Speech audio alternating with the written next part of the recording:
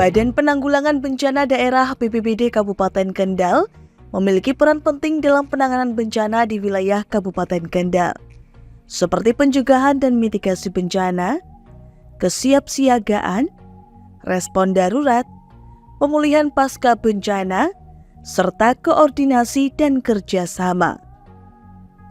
Peran ini sangat penting untuk memastikan bahwa wilayah Kendal dapat menghadapi dan mengatasi bencana dengan efektif, serta meminimalkan dampak yang ditimbulkan oleh bencana tersebut. Badan Penanggulangan Bencana Daerah BPBD Kabupaten Kendal dibentuk untuk menangani dan mengkoordinasikan upaya penanggulangan bencana di Kabupaten Kendal. Kendal seperti banyak wilayah di Indonesia yang rentan terhadap bencana alam seperti banjir dan tanah longsor. BPBD berfungsi untuk merencanakan dan melaksanakan langkah-langkah mitigasi yang dapat mengurangi dampak bencana. Dengan adanya BPBD di Kendal, diharapkan penanggulangan bencana dapat dilakukan secara lebih sistematis dan menyeluruh, sehingga kerugian dan korban akibat bencana dapat diminimalisir.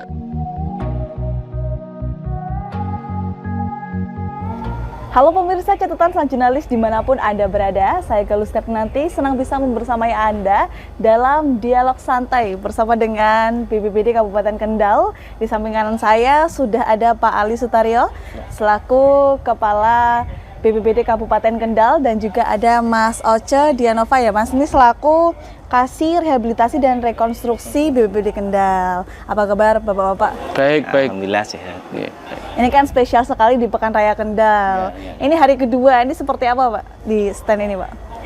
Ya kalau hari pertama kemarin lumayan ramai karena pembukaan ya. Untuk hari kedua ini baru persiapan mau buka, ini rencana nanti mungkin jam 4 baru biasanya pengunjung baru datang. Ya Pak ya? Ya betul. Oke, ramai juga ya Pak ya. Ini stand ini menawarkan apa aja ya Pak ini Pak? Mempromosikan apa? Kalau stand ini yang kita tawarkan itu bukan makanan atau jajan-jajan itu ya, yang jelas kita akan memperkenalkan alat-alat pertolongan kepada masyarakat khalayak gitu ya, apabila terjadi suatu bencana yang tidak kita duga-duga gitu ya. Kemudian makanya kita sebelah itu ada juga gambar-gambar dan juga keterangan, ada penanganan longsor, penanganan orang meninggal di sawah atau mayat yang ada di sawah, di kali, terus kemudian ada bantuan air minum, itu ada gambarnya juga, terus penanganan banjir itu juga ada, terus juga ada penanganan yang terkait dengan pohon tumbang. Nah ini kita sampaikan di sini karena tugas-tugas pokok kita adalah salah satunya adalah itu. Berarti ini sekaligus sosialisasi ke masyarakat gitu ya Pak ya? Masyarakat mereka biar tahu, BPBD itu apa sih sebenarnya, yang itu. Nah ini mungkin pemirsa catatan sang jurnalis juga masih ada yang awam ya Pak terkait BPBD. Sejauh ini sebenarnya BPBD ini sebenarnya apa sih Pak? Kalau BPBD sebenarnya kita itu banyak menangani daerah-daerah yang longsor, terus kemudian banjir, kemudian krisis kekeringan, air minum atau air bersih kepada masyarakat. Kita dropping manakala masyarakat kekurangan air minum, terutama di daerah atas yang pada musim kekeringan itu sangat membutuhkan air bersih. Oke, artinya memang BPBD fungsinya salah satunya ada pertolongan pertama juga ya Pak ya, kepada masyarakat ya. Selain itu sebelum kita melaksanakan pertolongan di masing-masing desa, jadi kita sudah ada pembentukan desa Distana, Desa Tangguh Bencana. Desa Tangguh Bencana, konsepnya seperti apa tuh? Desa Tangguh Bencana itu gini, jadi kita membentuk Distana di masing-masing desa. Apabila di desa itu ada suatu kejadian, itu Distana itu bisa bergerak lebih dulu. Sebelum kita datang, ya Distana itulah yang akan membantu kampungnya sendiri, desanya sendiri, masyarakatnya sendiri. Berarti istilahnya tangan panjangnya dari BPBD gitu ya Pak ya? Karena kalau di desa itu kan biasanya kalau longsor itu kan cenderung ke daerahnya kan daerah atas, ke daerah kantor kita kan di bawah. Jadi kalau kita harus ke sana kan golden time-nya itu kan lama. Waktunya lama, apalagi daerah tinggi ya, daerah atas. Kalau di sana bentuk Distana, dia bisa istilahnya penanggulangan bencana awal sebelum kita ke sana. Jadi kan golden time-nya kan bisa dipersingkat gitu ya untuk penanganan bencana gitu. Betul. Ya. Lebih efisien juga. Iya. Selain itu kita juga nangani masalah kebakaran. Bukan berarti kita orang damkar. Biasanya kalau ada kebakaran, mobil damkar itu masuk dulu ke gang-gang, baru nanti distribusi air dari kita. Itu bukan berarti kita tidak nangani kebakaran. Justru kita itu yang paling lebih utama menangani kebakaran juga. Support Itu istilahnya, kita support. Kalau tanpa kita pemadam tidak akan berfungsi. Karena apa? Kalau dia keluar masuk sudah habis rumah itu kebakar semua. Karena memang Iya. saling berkolaborasi juga Saling ya Pak kolaborasi, ya. betul. Untuk Itu. memecahkan masalah itu Untuk tadi. memecahkan permasalahan yang ada. Oke. Kalau di BPBD sendiri itu ada program-program khusus nggak Pak ini Pak untuk menunjang tadi tugas-tugas tadi? Kalau program khusus ada, terutama kita kan selain program-program kita itu untuk penanganan dan pertolongan kebencanaan, kita juga ada kegiatan-kegiatan yang terkait dokumen-dokumen yang penting, di mana dokumen itu adalah nanti sinergi dengan dokumen yang ada di BNPB. Inaris. Kalau kita namanya KRB, KRB itu kan kajian resiko bencana. Itu isinya nanti itu potensi-potensi bencana di tiap-tiap desa yang ada di Kabupaten Kendal. Itu desa A contohnya itu bencananya itu apa saja, potensinya tinggi, rendah atau sedang, itu KRB. Dideteksi lah istilahnya. Ya, setelah itu ada RPB, rencana penanggulangan bencana.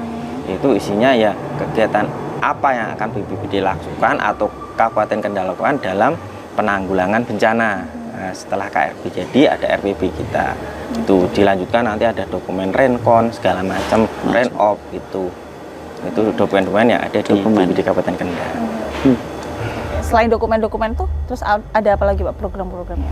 Kalau program-program ya sarana prasarana lah, pembangunan sarana prasarana. Jadi sarana prasarana kita itu untuk menunjang kegiatan kita di lapangan itu harus terpenuhi, termasuk alat komunikasi gitu ya.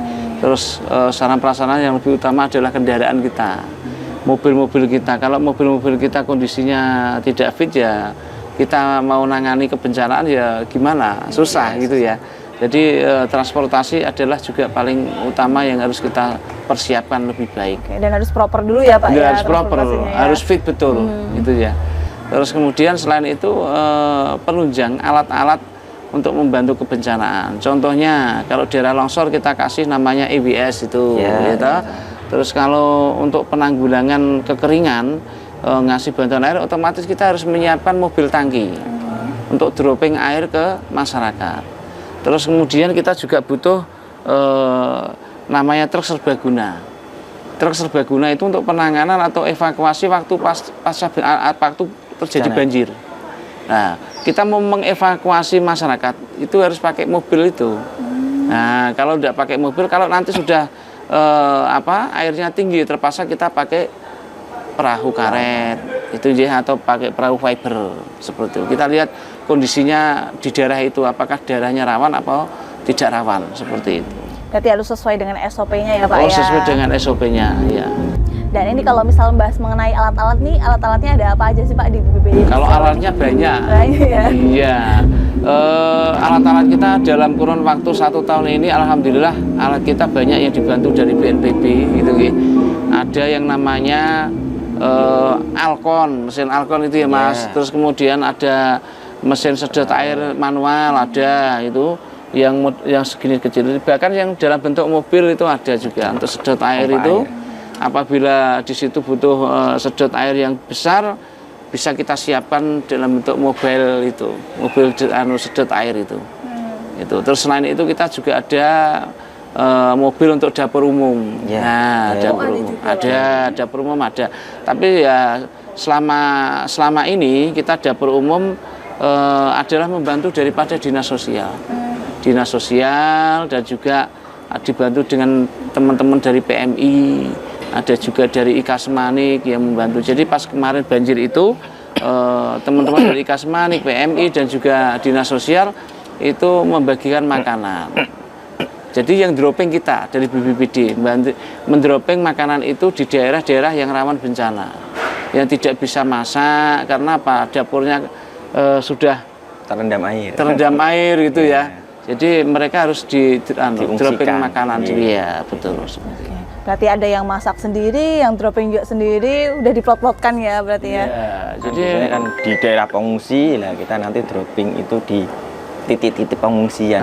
betul. Dan ini kalau sejauh ini anggota BPBD sendiri ada berapa nih jumlahnya, Pak? Kalau jumlah kita SDM kita itu hanya cuma 43-an. 43. Iya, itu semua dari atas sampai bawah semua, termasuk pentol. Kalau pentol kita berapa kemarin? Rencana pertolongan kita ada sekitar 15 dan 20, Pak. 25. 25 sama 25. Pusdalop kita 5. 25. Ya. Oke, lumayan masih di angka di bawah 100 ya, Pak ya. Oh, masih. Soalnya pikiran saya kan kalau BPBD kan kerjaannya berat, berarti anggotanya harus banyak gitu ya. Itu pun kita terbatas, kita bagi 4. Itu dengan asumsi setiap tugas itu 5 orang. 5 orang. Loh, kok sampai 25? Yang 5 untuk pusdalopnya. Nah, pusdalopnya. Dimana nanti kalau ada kejadian, pusdalop itu mengikuti kejadian itu. Karena yang mencari data, misalkan menemukan mayat, itu mayat sekian ini, kalau ketemu identitasnya siapa, warga mana, itu tugasnya pusdalop. Kalau yang menangani bencana ya teman-teman itu. Seperti itu. Jadi kalau nanti pencarian pertolongan iya, di lapangannya gitu di kan. lapangannya. Kalau pusdalop yang ngumpulin data di kantornya, istilahnya Soalnya gitulah. berarti sudah dibagi per Sudah job-jobnya bagi per masing-masing job, ya, bagi Pak, tugasnya ya. sudah ada sendiri. Jadi setiap ada kejadian itu berjalan sudah mereka sudah oh tugas saya harus ini, tugas saya ini, seperti itu. Oke. Nah, ini kan biasanya persepsi dari masyarakat. BPBD kan kerjanya harus 24 4 jam jam. standby gitu ya, Pak ya. Standby. Itu memang seperti itu. Iya. Hari Sabtu Minggu kita masuk. Ada yang jaga, walaupun contohnya kemarin pas musim musim penghujan. Iya. Musim penghujan Kendal tahun ini luar biasa karena kejadian banyak yang pohon-pohon pada tumbang. Itu walaupun itu jam 12, jam 11 malam, jam 1 malam, itu tetap kita memotong pohon roboh itu. Karena pohon roboh itu ada yang menimpa rumah, ada yang tidak, bahkan ada yang di tengah jalan. Nah, tengah jalan itu juga perlu harus kita tangani, karena kalau tidak kita tangani, semua kendaraan tidak bisa lewat. Apalagi di Jalan Pantura. Jalan Pantura, nah, yang kalau terjadi seperti itu, semua petugas baik yang on maupun yang off itu kita gerakkan semua. Tidak ada yang standby di rumah. Jadi mereka keluar. Semalam ada kejadian 4, berarti 4 itu adalah 4 grup itu harus nangani satu-satu. Seperti itu. Berarti bukan sistem shift-shiftan ya, Pak ya? Oh, Maksudnya kalau harus standby ya? ya, walaupun sistem sisipan, tapi kalau ada bencana lebih dari 1, itu grup yang lain harus keluar. Langsung di calling semua. Iya. Iya, langsung caller harus keluar. Apalagi rumahnya terdekat dengan itu tanggung jawab mereka. Kita tidak perlu, wah itu ngene-ngene. Enggak, yang dekat dengan rumah mereka harus segera menangani. Itu. Jadi kita tujuan, karena butuh gunanya apa, komunikasi. Alat komunikasi HT kita siapkan. Terus kemudian dengan adanya HP ini juga mereka ada. Itu nggih. Jadi kita juga pakai HT untuk komunikasi di lapangan, seperti itu. Oke, ini luar biasa sekali ya. Kerja BPBD ini 24 jam. 24 jam. Harus standby nih ya, Pak. Standby. Karena kita tidak bisa memprediksi kapan bencana itu datang. kan ya, Betul, Pak, ya? betul. Apalagi kalau di musim-musim yang emang rawan, seperti musim penghujan, seperti itu longsor dan sebagainya. Nah, ini kalau kebencanaan yang mungkin sering terjadi di Kabupaten Kendal yang paling besar yang ditangani oleh BPBD ini apa? Yang paling besar itu satu, bencana banjir. Banjir ya. Setiap tahun itu pasti kita itu kecipratan banjir. Itu ya, satu. Kedua itu tanah longsor. Tanah, karena letak geografis kita itu kan ada dataran rendah, dataran tinggi. Itu ya. Dataran tinggi itu banyak pegunungan yang di atas itu. Nah, itu yang di atas itu banyak sering terjadi longsor. Nah, itulah jadi menjadi perhatian kita. 2 titik itu yang menjadi fokus kita dalam rangka penanganan bencana di Kabupaten Kendal. Itu walaupun kebakaran ada, walaupun ada kebakaran ya, kebakaran akhir-akhir ini juga lagi tren, itu ya. Karena panas ya, Pak ya? Panas, ya. Terus kemarin kita ke Genting Gunung itu sudah ada beberapa kali kebakaran kemarin. Kita dropping bahan makanan untuk mereka. Jadi walaupun kita tidak menangani kebakaran, kita membantu kebakaran dalam memadamkan api, satu. Kedua, memberi bantuan kepada musibah. itu ya. Paskanya ya Pak ya? Iya, jadi musibah yang kena itu kan rumahnya misalkan habis itu ya.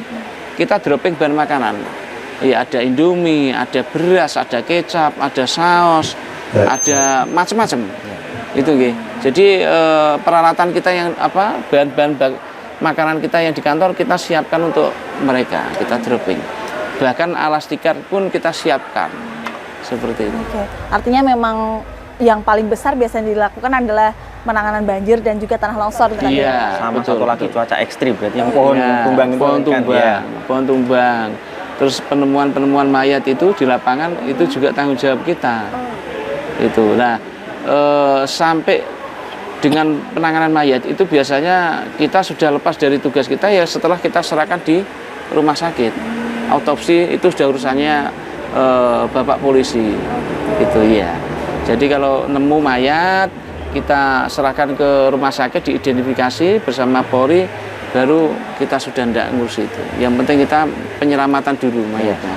Soalnya biasanya ada mobil BPBD lewat tuh identik dengan wah ini ada yang meninggal siapa. Iya, itu penemuan mayat. Kalau tidak gitu karena di Kendal itu dilingkupi oleh banyak kali atau sungai. Dua kalinya kali rawa-rawa semua tuh ya, dalam-dalam. Itu banyak juga yang meninggal karena dia hanyut di sungai. Jadi biasanya anak-anak kecil main di Bodri, contohnya kemarin seminggu yang lalu main di pinggir, ke tengah langsung hilang. Sudah ditemukan, kita temukan dalam kondisi sudah tidak bernyawa. Nah itu, jadi inilah tugas kita cukup banyak sekali. Jadi misi kemanusiaan kita luar biasa.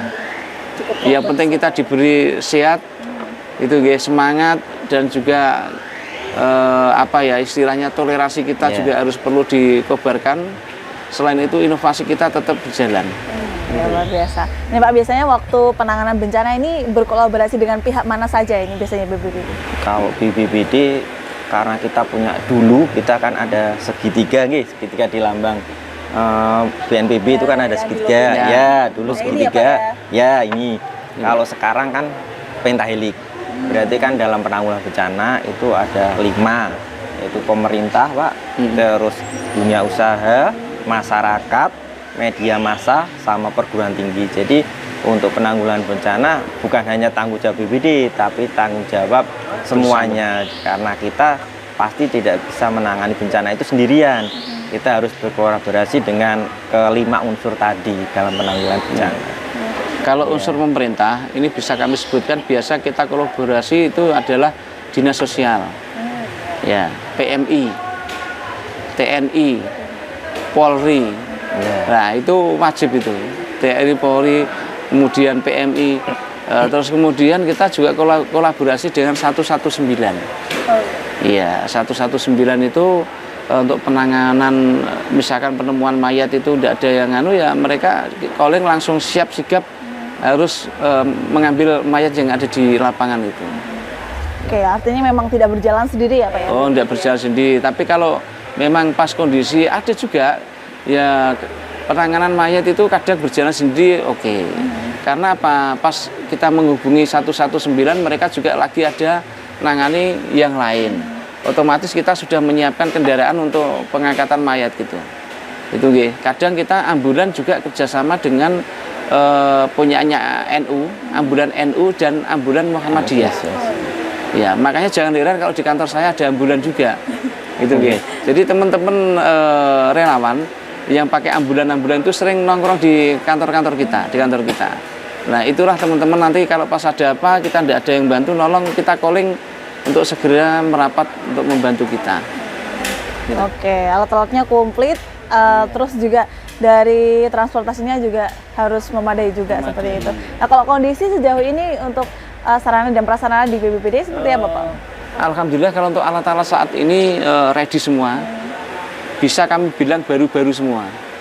Itu ya, bilang baru karena baru kemarin banjir itu kita di dropping alat-alat termasuk perahu karet, perahu fiber itu dari BNPB, itu lengkap dengan mesin, dayung dan sebagainya.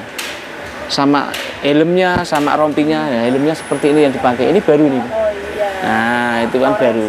Iya, terus kemudian itu biasanya untuk pelampung itu juga baru juga banyak itu.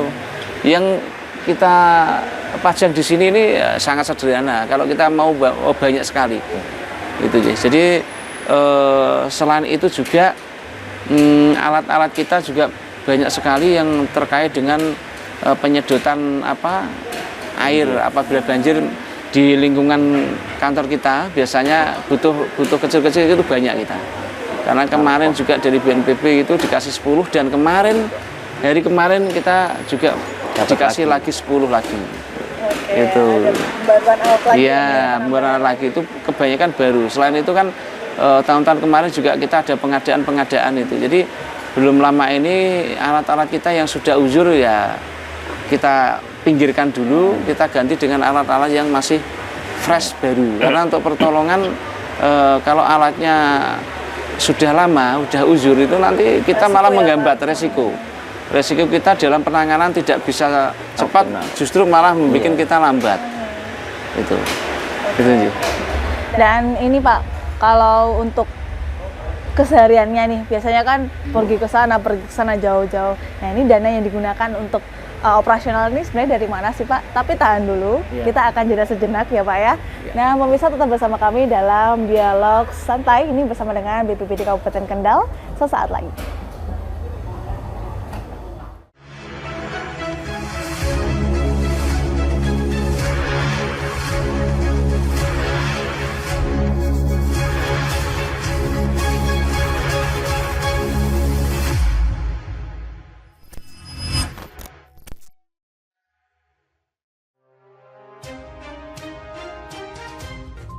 Inilah ketiga anggota komplotan pencuri spesialis pecah kaca mobil setelah melakukan penggelapan 20 sepeda motor dan 2 unit mobil dengan modus retal. Merangkum semua peristiwa sebagai berita yang penuh fakta. Bersama Puji Lestari, saksikan Jateng hari ini setiap Senin hingga Sabtu jam 4 sore hanya di Lingkar TV.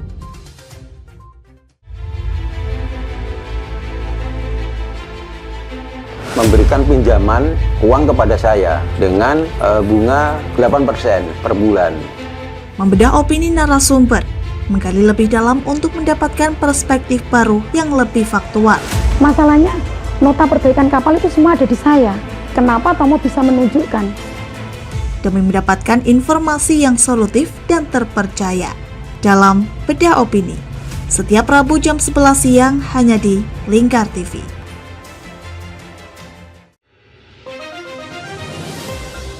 Modus kedua pelaku ini berpura-pura kehabisan bahan bakar kendaraan. Setelah pelaku dibantu, mereka kemudian melakukan kekerasan dan mengambil paksa sepeda motor korban. Saat tiba di lapangan terbang Okbab, rombongan langsung dihadang 5 orang yang mengaku sebagai anggota KKB.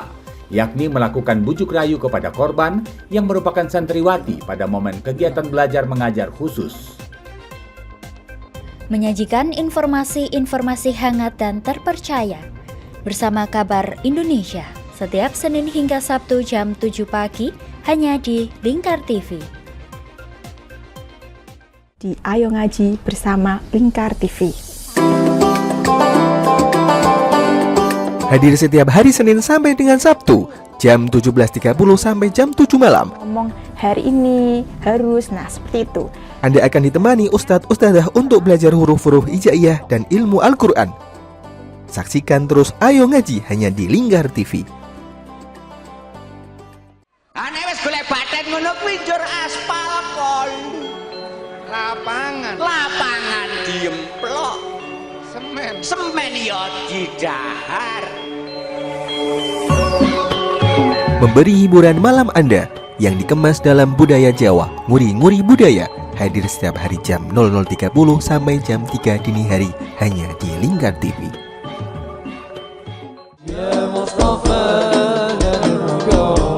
Sirami rohani dengan majelis-majelis penyejuk hati, sajian tayangan hiburan dengan lagu-lagu Islami dan dakwah. Halal, bersih, dimakan maka hasilnya akan bagus. Kami hadir dalam Majelis Nusantara setiap hari pukul 7 malam sampai jam 12 malam hanya di Lingkar TV. Berpuluh-puluh tahun kita bangsa Indonesia telah berjuang untuk kemerdekaan tanah air kita. Mengupas sejarah Indonesia yang penuh makna. Merdeka atau atau mati. Berbagai informasi sejarah yang ada di Indonesia, sejarah tradisional warisan bangsa, semua terangkum dalam Aku Indonesia setiap Senin sampai Sabtu jam 7 sampai jam 11 siang hanya di Lingkar TV. Selain si retinol ini, kalau gitu ngomongin retinol, apa sih dok sebenarnya retinol itu? Bagus nih programnya. Yang saat ini ya kayaknya sudah beberapa tahun yang Wah, lalu. boleh banget nih ditonton setiap hari. Meanwhile,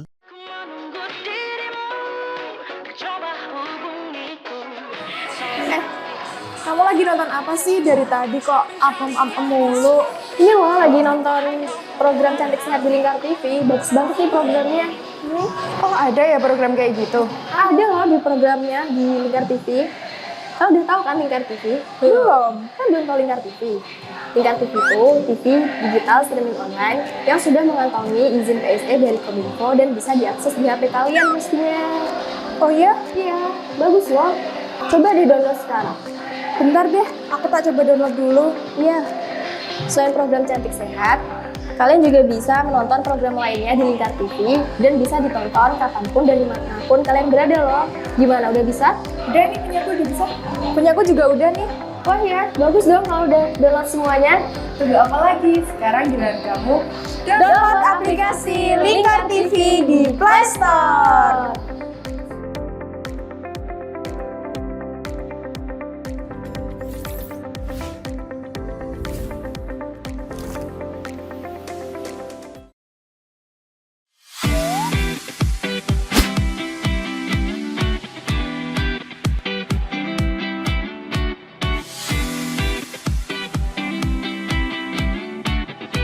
Kafah Mart Muslim Store Pati, toko perlengkapan haji dan umroh terkomplit dan berkualitas sekarisidenan Pati. Permisi Mbak. Monggo, Assalamualaikum. Selamat datang di Kafah Mart Mbak. Ada yang bisa saya bantu? Nah ini Mbak, kebetulan aku mau cari perlengkapan umrah dan juga oleh-oleh umrah ada? Ada Mbak, di sini semua perlengkapan oleh-olehnya sudah lengkap Mbak. Mari saya antar. Oke. Mau cari perlengkapan haji dan umroh? Ada. Mau cari mukena dan sajadah? Ada dong pastinya. Atau mau cari oleh-oleh haji dan umroh? Juga ada. Perlengkapan dan busana muslim pun ada juga loh. Komplit banget kan?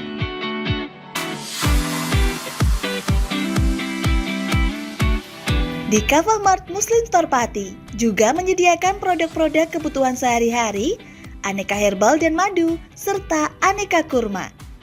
Selain berbelanja, Anda juga bisa berkonsultasi mengenai problematika bisnis dan keluarga muslim secara gratis loh. Kafah Mart Muslim Store Pati ada di Jalan Syekh Jangkung Pati nomor 11, Kelurahan Pati Kidul, Kecamatan Pati Kota, Kabupaten Pati. Buka setiap hari mulai dari jam 7.30 pagi sampai dengan jam 9 malam. Sekarang, gak perlu bingung lagi. Datang dan pilih sendiri sesuai kebutuhanmu. Kafah Mart Muslim Store Pati, belanja puas, pasti berkah. Monggo Mbak. Terima kasih telah belanja di Kafah Mart. Semoga berkah ya Mbak.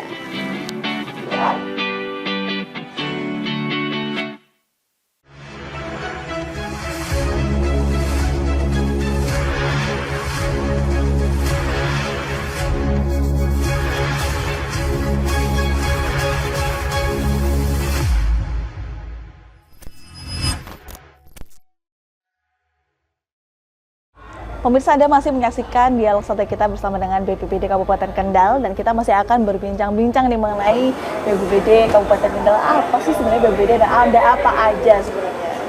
Jadi Pak, kita membahas yang tadi yang sempat tertunda ya Pak ya mengenai dana dari mana sih Pak, sebenarnya kan banyak mobilitasnya seperti itu. Betul. Kalau dana itu memang BPBD tidak bisa langsung dari APBD, semua tidak bisa, tidak mencukupi. Jadi semua dana penanganan bencana itu ada dari provinsi juga ada. Terus kemudian dari BNPB. Ya, yang sering kita harapkan itu dari BNPB. Dari kemarin pasca banjir kita mendapatkan alat yang cukup luar biasa, alat-alat tadi, alat kebencanaan. Terus ditambah untuk posko Nah, posko jaga itu 250 juta. Dan kemarin kita juga mendapatkan 200 juta untuk posko kekeringan.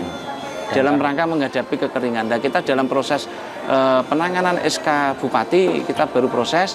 Tapi alhamdulillah kita sudah dikasih dana untuk posko kekeringan. Seperti itu. Terus alat-alat. Kemudian selain itu, kita dari provinsi pun membantu termasuk bahan pokok.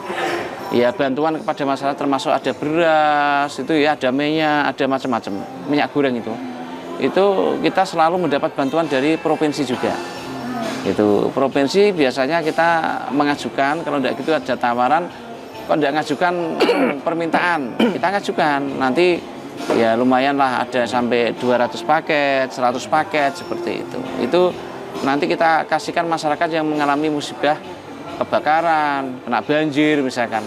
Gitu. Jadi selain kita juga ada namanya logistik. Ya, logistik kita itu kan persiapan logistik itu setiap hari sudah kita siapkan. Dalam fase pertama, kedua, ketiga, keempat. Pertama habis, kedua berjalan. Kita pengadaan lagi. Yang ketiga, yang kedua habis, ketiga kita berjalan lagi. Gitu. Sampai akhir tahun. Nah, akhir tahun biasanya itu pas musim hujan rame-ramenya juga. Nah, tapi kita jangan terlena. Di awal tahun Januari, Februari, Maret itu kan belum ada pencairan. Pencairan anggaran itu belum bisa. Kita juga sudah menyiapkan untuk logistik di bulan Januari, Februari, Maret 2000 selanjutnya. Disiapkan dari sekarang ya Pak? Disiapkan dari sekarang. Nanti akhir tahun kita juga harus menyisihkan untuk menyiapkan di awal tahun itu, awal tahun baru. Seperti itu. Karena anggaran yang ada di pemerintah daerah belum bisa dicarikan, kemungkinan kadang sampai April, kadang sampai Mei. Nah itu, kalau kita tidak ada persediaan, pas ada bencana dan apa-apa kita tidak bisa melangkah apapun, itu belum bisa. Berarti emang harus prepare dari awal dan nyetok dulu setelah gitu ya Pak ya? Betul, jadi nyetok betul, bukan berarti terus bantuan itu kita tahan, enggak. Bantuan sampai sekarang kalau ada langsung kita kirim, tapi kalau manakala nanti bantuan kurang, kita bisa minta provinsi, bisa minta ke CSR, nah, BNPB gitu. Nah kemarin alhamdulillah pas ada banjir, Pak Kepala BNPB, Pak Kaban, Letnan Jenderal Suharyanto, ya itu memberi bantuan kita paket-paket sembako yang cukup banyak, ada 300-an paket itu. Seperti itu. Artinya memang bantuannya tidak hanya bentuk uang ya Pak ya? Tidak hanya bentuk tapi uang, juga ada barang, alat dan sebagainya. Dan juga alat-alat kebutuhan kita yang sering kita butuhkan. Gitu. Jadi memang betul kita memang kekurangan alat, ya transportasi untuk mobil tangki minimal Kendal harus punya 7, dan kita baru punya 3.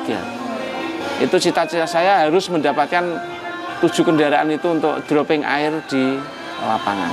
Berarti masih kurang 4 ya Pak? Masih kurang 4, kita masih mencari dana. Sebenarnya dana kemarin sudah kita usulkan di APBD, karena APBD sudah tidak mencukupi gitu. Ya, kita terpaksa nanti mencari dana lain, apa dari provinsi atau dari BNPB. Seperti itu. Juga mobil rescue. Nah, mobil pertolongan kita juga ada gitu ya. Tapi karena sudah lama mungkin kita juga harus memperbarui lagi. Ya, itu juga perlu dipikirkan. Gitu. Artinya memang bukan sumbernya itu banyak ya Pak ya? Banyak. Dari BPBD bisa, dari APBD bisa, dari BNPB juga bisa. Bahkan kita harus punya alat pemotong baja maupun alat pemotong beton di atas. Biasanya untuk apa itu? Nah ini kayak gini. Biasa untuk motong baja kalau ada kecelakaan, ada apa gitu bencana. Kecelakaan mobil itu loh. Nanti kan mungkin untuk memotong bajanya atau memotong beton-beton itu kita harus siap punya. Itu.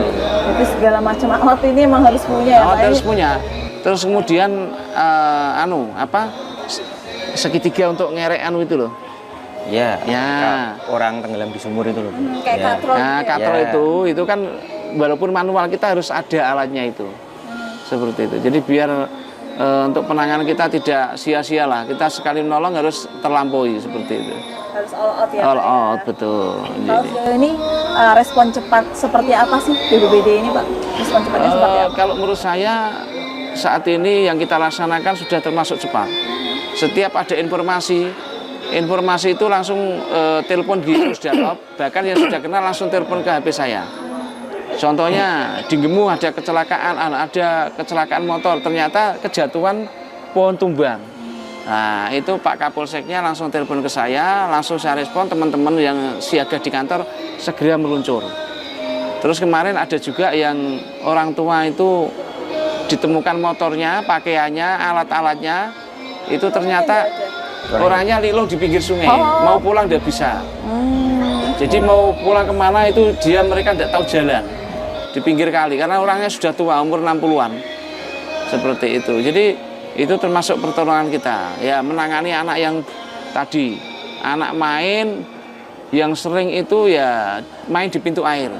Pintu air, dia kayak pinter ngelangi istilahnya atau renang. Ternyata setelah ambil bir tidak nongol, hilang. Lah itu pasti meninggal itu.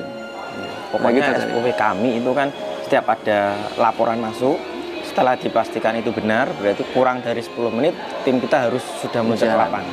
Itu jadi berarti memang ada patokan waktunya ya Pak? Ya, ada SOP. Makanya mobil rescue itu nanti mobil rescue itu ya, itu alat-alat bahkan di dalam mobil semua. Di dalam mobil. Iya, standby, kecuali kalau mau dibersihkan baru diturunkan. Setelah turunkan itu dikembalikan ke mobil. Jadi misalkan ada bencana apa, mereka langsung siap jalan meluncur. Kalau itu termasuk penyiapan itu adalah laporan dari masing-masing kejadiannya apa dulu. Nah, kejadiannya apa, nanti kalau kejadiannya misalkan contohnya apa, pohon roboh kena rumah, berarti yang kita siapkan adalah alat senso. Itu ya, iya sesuai kebutuhannya. Tapi kita kan ada mobil rescue 2. Ya, 2. Nah, itu nanti 2 itu yang satu-satu ada alat senso di dalamnya situ juga. Itu. 2 itu yang oranye. Ada lagi juga mobil yang lain. Intinya ada yang mobil apa doplak lagi. Itu juga untuk penyiapan bencana. Ada 4 mobil itu pokoknya untuk setiap satu regu itu ada mobil satu-satu. Oke, udah diplot-plotkan gitu ya Pak ya. Nah ini kalau misalnya kan disebutkan 10 menit waktu inputnya. Kurang dari 10 menit. Kurang dari 10 menit. Kalau misalnya jaraknya jauh, makanya tadi ada di istana tadi ya Pak ya? Iya, di istana dulu mereka menjalani istilahnya perbantuan di sana di lokasi, dan nanti baru kita yang intinya baru kita datang, kita bersama-sama untuk menangani kejadian. Kalau di istana itu relawan atau memang pilihan? Relawan yang kita seragami kayak baju BPBD. Iya, bajunya dari kita juga sebenarnya. Ya kalau di istana kan istilahnya relawan yang dibentuk oleh Dista. Nah, dari SK Kepala Desa, ya itu membentuk tim Distana di tingkat desa, itu nanti ada struktur organisasinya gitu. Tapi yang bentuk istana yang membentuk tadi dari kita, yang melatih gitu ya, fasilitatornya istilahnya ada bimbingan pelatihan juga. Ada pelatihan untuk menangani bencana itu ada gitu ya. Di saat banjir, di saat apa itu ada itu. Atraksinya itu ada indikator-indikatornya juga ya Pak ya? Ada. Petugas di istana harus apa gitu ya? Ya alhamdulillah di tempat kami banyak fasilitator di istana. Jadi kita kadang dimintai bantuan di Kabupaten Batang terkait sosialisasi terkait di istana atau pembentukan desa tangguh bencana, sering minta bantuan kepada kita. Kita tetap siap karena di Batang adalah tetangga terbaik kita gitu nggih. Karena kalau ada bencana, tetangga kita juga saling membantu. Seperti itu. Misalkan ada kebakaran di Jati Barang Semarang, kita dimintai bantuan tangki, ya kita siap jalan. Seperti itu. Bahkan kita ada kebakaran dari Batang terdekat juga jalan ke sini. Seperti itu. Kita saling kalau masalah kebencanaan teman-teman itu sudah karena rata-rata teman kita yang pentol itu rata-rata relawan semua. Dulunya relawan semua. Jadi sudah tidak berpikir gimana. Jadi ya kadang kita bingung juga. Kadang rapat, kalau mulai. Wah malas Pak. Cinta ini bojomu, ditunggu istri saya. Oh, suku nomor 2. Nah, jadi kita. Nomor 1 BPBD. Iya betul. Jadi teman-teman seperti itu. Pas saatnya pulang belum pulang-pulang, kadang saya sindir. Loh kamu nggak pulang-pulang kenapa? Anak istri kamu nunggu di rumah. Wah masih penak sini dulu Pak. Gitu. Karena saking cintanya sama pekerjaannya ya Pak ya. Jadi karena awalnya dari relawan. Dan bahkan banyak relawan yang masih aktif, apabila terjadi apa-apa kita Contohnya di Blumah. Iya, sama-sama. Blumah kemarin ada tanah longsor yang menimpa warganya sampai meninggal. Itu teman-teman relawan itu sudah bergerak duluan. Itu ikut membantu di sana teman-teman relawan. Pas ada kunjungan Pak Bupati dan Pak Sekda ke sana itu relawan, "Duh, kok BPD sudah di sini?" bilang gitu. Ternyata itu relawan-relawan itu ya. Nah, baru kita datang terus kita eksekusi pencarian mayatnya yang kena longsoran tertimbun tanah itu. Itu.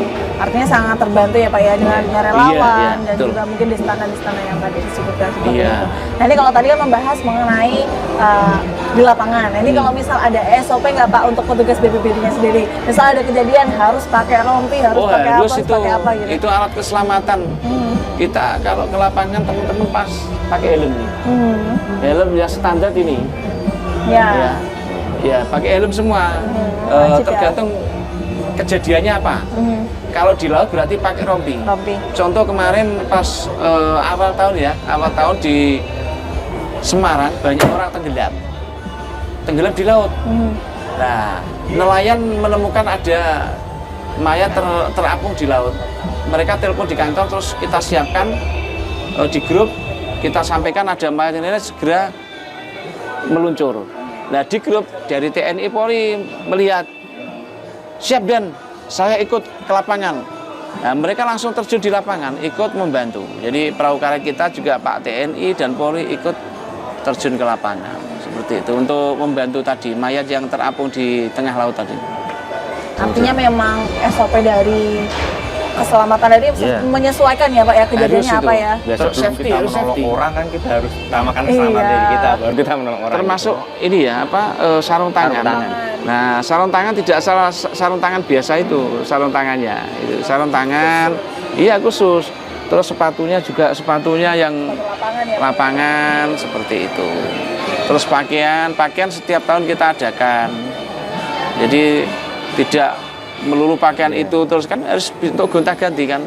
Karena sehari-hari mereka piket itu kan termasuk baju kan harus fresh bersih gitu ya. Itu. Biar lebih semangat juga ya Pak. Semangat, kalau kelihatan kumuh kita enggak nganu. Iya. Ya kasihan kan gitu ya.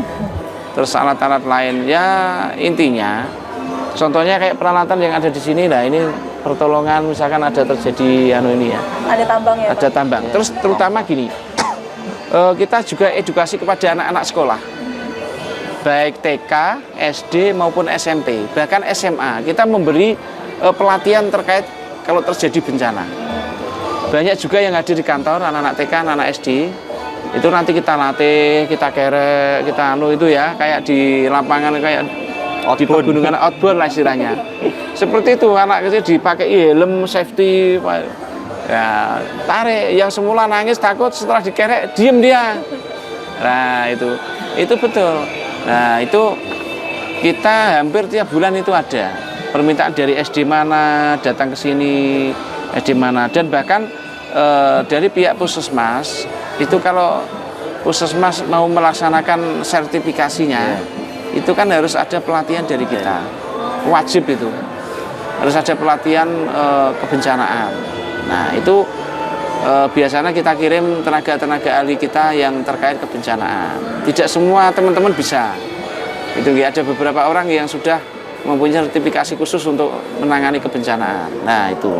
Terus kemudian ada juga teman-teman. Jadi relawan kita itu banyak. Ada yang model pramuka, ada yang model itu. Bahkan teman kita ada pengurus sekretaris pramuka Provinsi Jawa Tengah. Pengurus sebagai sekretaris gitu. Karena mereka waktu awal, "Pak, saya izin menjadi pengurus, boleh enggak?" "Oh, enggak apa-apa. Yang penting tidak mengganggu kinerja kita di kantor." Jadi kita membantu juga kalau kaitannya pramuka di Kendal, misalkan minta bantuan ya, kita sudah punya tenaga ahli pramuka. Nah, seperti ya Mas ya. Mas Khairul Huda itu tenaga ahli pramuka itu. Ada Murdoko, ada banyak Mbak. Gitu. Terus kemudian selain Puskesmas, kelurahan juga sering, "Pak, nanti saya minta pelatihan kebencanaan." "Siap, nanti kita bantu," saya bilang. Jadi tidak hanya di kecamatan, Puskesmas, tapi di tingkat desa juga banyak mereka yang punya anggaran itu untuk melaksanakan pelatihan kebencanaan. Seperti itu. Nah, SMA juga ada.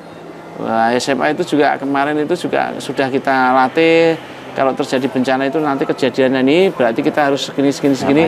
Nah, itu. Pertolongan pertama harus seperti apa sih? Seperti apa harus nanti tahu. Misalkan temannya ada 40 ternyata kok tinggal 38 berarti yang 2 di mana? Harus kita cari. Nah, seperti itu ya. Kan kadang di situ namanya orang trauma itu kan kadang ada bencana apa itu dia diem malah takut. Nah, tapi kalau ada meja lebih baik kita diem di bawah meja.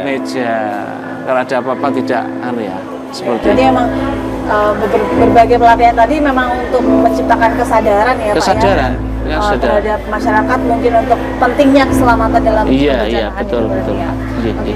Nah ini Pak, kalau tantangan terbesar yang sering dihadapi BPBD sendiri sejauh ini seperti apa? Tantangan kita itu dropping air. Dropping air itu tahun kemarin itu kan karena ekstrim ya. Cuaca ekstrim itu permintaan di 7 kecamatan, 13 desa. Nah dukuhnya banyak itu kan minta dropping air setiap hari.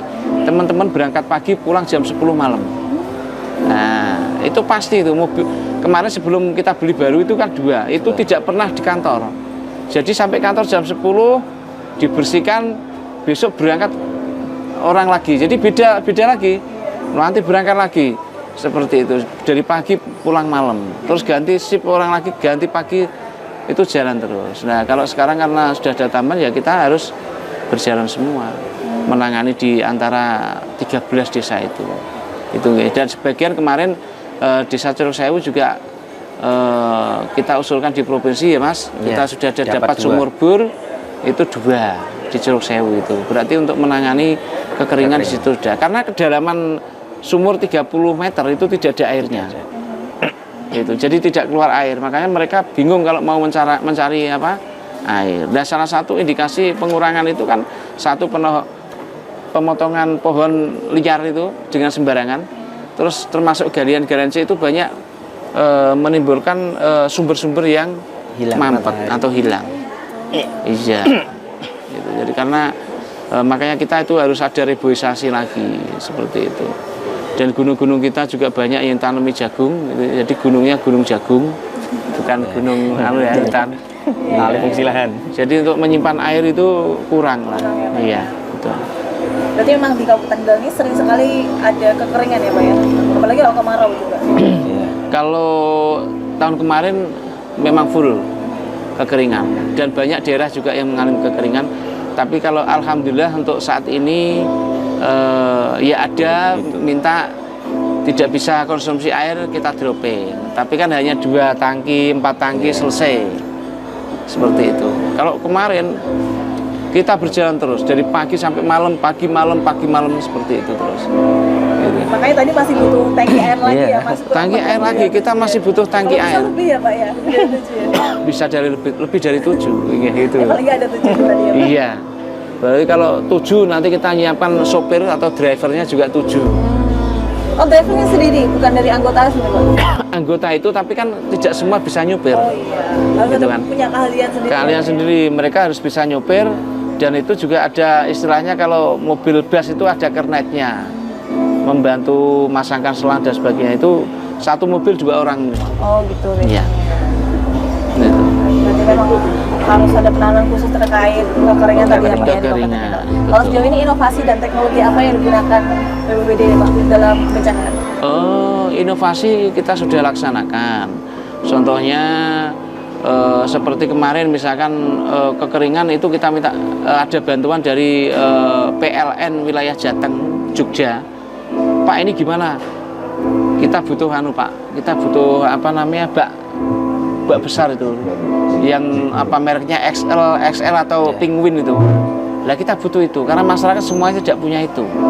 Kalau kita ada itu, nah itu air kita masukkan situ, jadi masyarakat tinggal ngambil saja di situ. Itu. Kalau tidak punya, mereka pasang telasar itu dibuat kotak itu, airnya dropping di situ. Nanti masyarakat ngambil dari situ. Seperti itu. Karena kalau selama mobil kami bisa masuk, mobil kami masuk.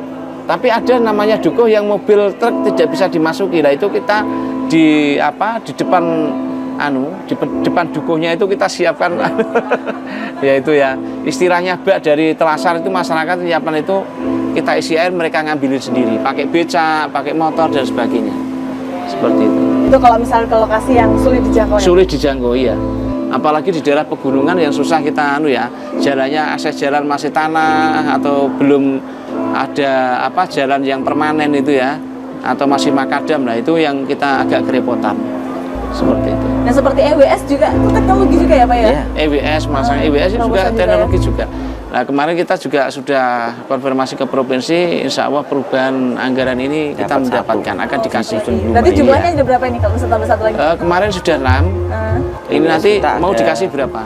EWS kita itu ada di Cening dari BNPB, terus ada Tirto Mulyo itu kita dapat dari BPD Provinsi.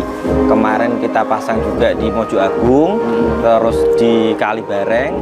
Nanti rencana kita usulkan untuk yang di Blumah yang kemarin longsor itu Pak, ada korban meninggal sampai itu insya Allah untuk perubahan ini kita usulkan ke BPD Provinsi. Terus ada pemasangan dari sekolah tinggi. Kalau sekolah tinggi itu kemarin dari BMKG juga masang di Pagertoyo. Di Pagertoyo itu dari KKN lah. KKN juga. KKN dan juga sosialisasi di kantor gitu ya, bersama dosen-dosennya minta waktu untuk sosialisasi, ya udah kita bersemangat, kita approach, kita siapkan lokasi dan sebagainya. Gitu ya. Kalau yang banjir kita baru kemarin ke Trompo. Rencana untuk yang tahun ini kita ke Kedung Asem. Bendung kita sudah kerjasama dengan Kabupaten Batang. Iya kemarin. Itu antara Pak Seda Batang dengan Pak Seda Kendal. Perjanjian kerjasama penanggulangan bencana antara BD Kendal sama BD Batang. Artinya memang bantuan juga datang dari berbagai macam sektor juga ya Pak ya. Tadi juga dari BMKG juga dan sebagainya. Iya, dari BMKG, dari provinsi, BNPB. Nah, itu juga memberi. Nah, kalau ini sejauh ini monitoring dan juga evaluasi dari BPBD sendiri seperti apa? Contohnya mungkin anggotanya atau destana atau seperti apa nih Pak? Ya, kita ada sosialisasi. Kemarin kan di tahun ini kita akan membentuk lagi destana 5 desa. 5 desa dan kemarin sosialisasi juga sudah berjalan 4 kali.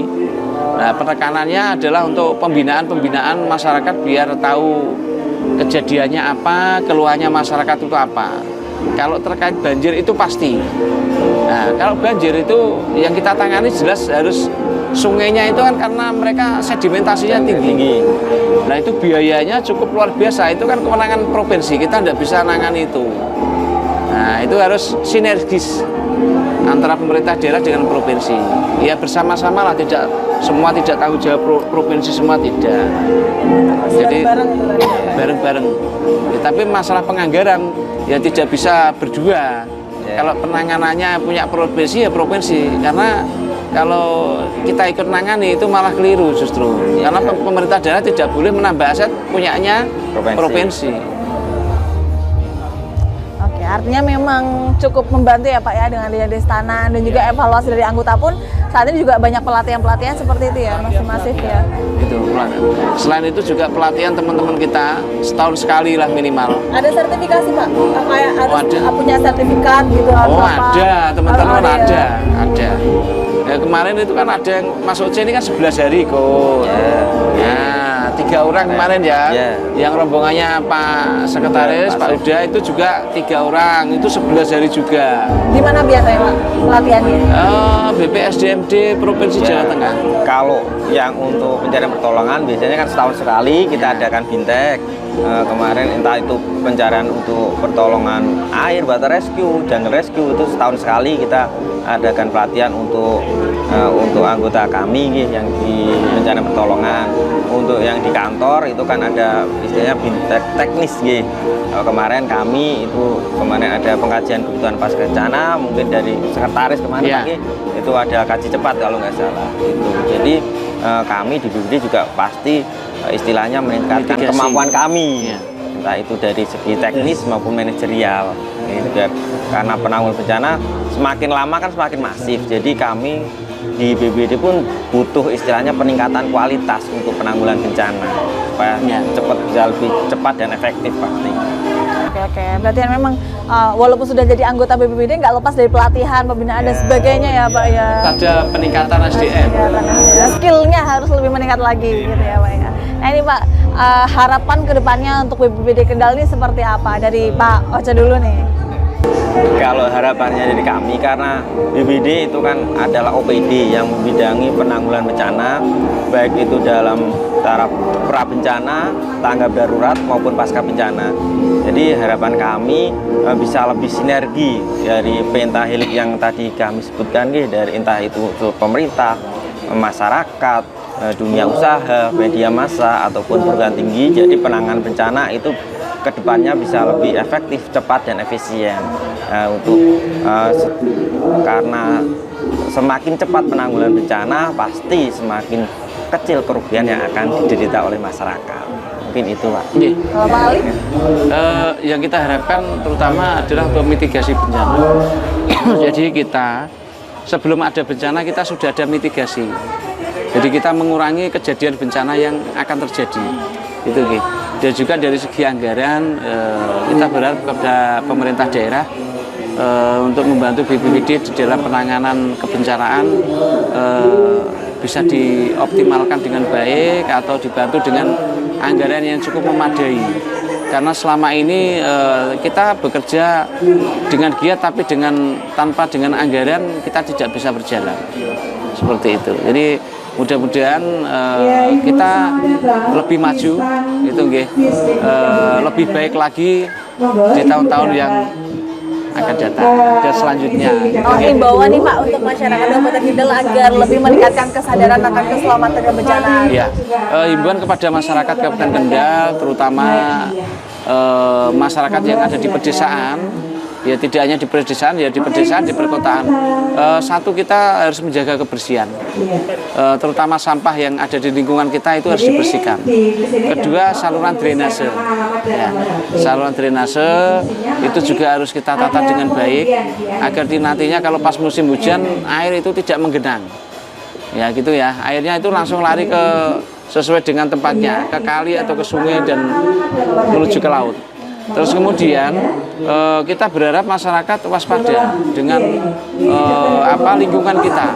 Banyak pohon-pohon besar yang di lingkungan kita tapi tidak tertata. Nah itulah yang kita takutnya terjadi puting beliung atau angin kencang. Itu justru akan menimbulkan akibat pohon itu roboh ke rumah mereka. Nah ini banyak kejadian kemarin itu kita sampaikan itu karena banyak pohon roboh justru malah menimpa rumahnya. Gitu. Sadar kalau pohonnya besar menimpa rumahnya baru ternyata pohon besar ini harus perlu ada pemangkasan, pemotongan dan lain sebagainya seperti itu. Karena puting beliung itu juga pun tidak bisa kita prediksi gitu kan. Nah tiba-tiba ada angin kencang puting beliung langsung kena pohon roboh, kena rumah semua. Seperti itu. Memang sangat penting ya Pak ya. Sangat penting, iya. Dan waspada masyarakat harus lebih waspada lagi di musim penghujan. Karena musim penghujan itu kan tidak hanya air saja yang turun, tapi juga angin kencangnya, itu ya. Oke. Karena kebencanaan itu kita nggak bisa prediksi itu lagi ya Pak ya. Kapan datangnya dan juga seperti apa bentuknya. Nah itu tadi pemirsa dialog saya. Terima kasih para narasumber yang sudah berdialog dengan Lingkar TV ini. Nah bagi pemirsa Lingkar TV yang mungkin masih penasaran dengan BPBD, mungkin bisa langsung datang ke sini ya Pak ya, ke standnya BPBD yang ada di Pekan Raya Kendal ini di Stadion Kebo Dalam Kendal. Ini bukanya setiap jam berapa Pak? Oh jam 2 ya? Sampai jam 10 malam. Nah jam 2 sampai jam 10 malam bisa langsung datang ke sini, langsung nanti ngobrol sama petugas-petugas yang ada di sini dengan BPBD. Nah semoga pemirsa dialog kali ini bisa menjadi referensi dan juga wawasan ilmu bagi pemirsa Lingkar TV. Dan saya Galus nanti beserta kerabat kerja yang bertugas pamit dari depan Anda. Terima kasih telah menyaksikan dialog catatan sang jurnalis dan terus saksikan catatan sang jurnalis hanya di Lingkar TV. Sampai jumpa di episode selanjutnya.